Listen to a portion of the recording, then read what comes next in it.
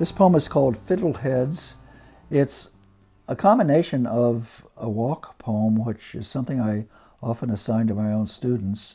Go out and take a walk and just let whatever thoughts and perceptions flow through you become your poem. But it's also a love poem, and a poem written to my wife, Laurel. Fiddleheads.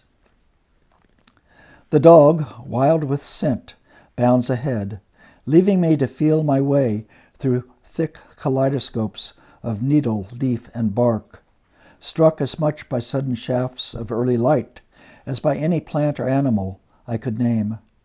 Careening from smell to smell, she keeps me tethered to the path, which she traverses and expands, disappearing through culverts and lesions in the wall of fur that all but swallows her. The forest floor resounding from her paws, earth a skin stretched tight across a frame of rock and fallen log, until she reemerges, panting, watching, waiting for me to come. You lie curled in bed with the cat, working on our relationship. Already we vie for ownership of pockets of domestic space, debate definitions of things like kindling, you arguing for those spindly shoots I call twigs. You glean from the plot where you prepare your garden. I demanding narrow shanks of timber split with an axe. Ownership of doorways where I mount my chin-up bar, turning your home into a gym.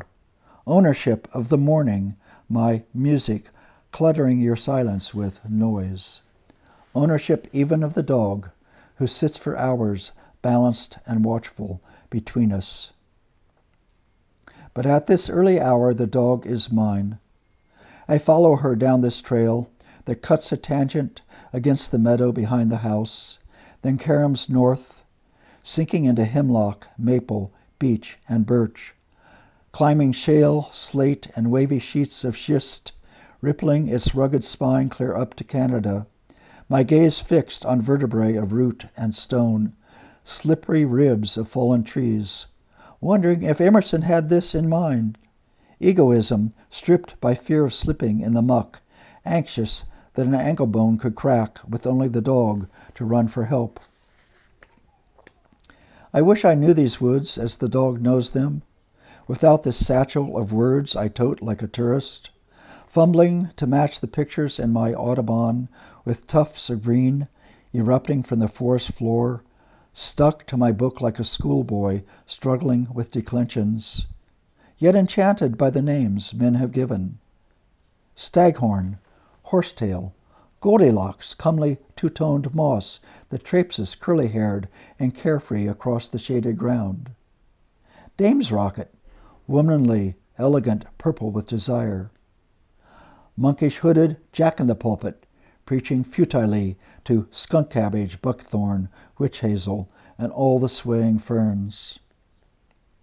Ahead, a clearing tries to open, dank brown earth punctured with newborn fiddleheads, pale green spirals tightly curled inside cocoons of gray muslin, each a chambered nautilus in reverse, lush and leafy futures pending, pushing, soon to bob on the breeze like the hair that will fall from your neck when you unwrap yourself from sleep.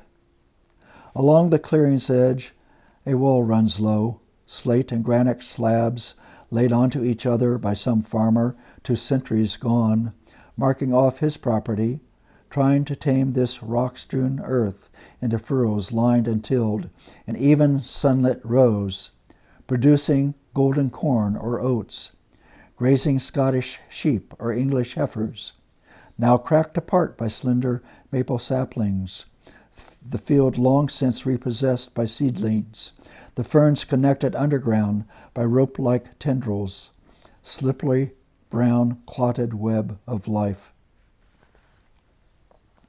It's late spring, and the woods exude pine and humus born of snowmelt and mud, the scent bewitching me and the dog, enticing us to press on past the rising heat into recesses dark and cool as night. I stop to sink my fingers beneath the skin, Clutch that web of pulsing veins on which I walk. Think of you now waking. Feel our arms entwined. Kneel and pick a batch of fiddleheads. Anticipate their succulence shared with you tonight. Call the dog and turn toward home.